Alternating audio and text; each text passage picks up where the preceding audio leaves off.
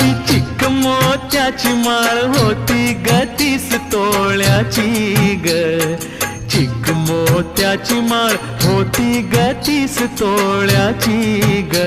जसा गणपतीचा गोंडा चौरंगी लाल बावटा ग, गणपतीचा गोंडा चौरंगी लाल बावटा ग.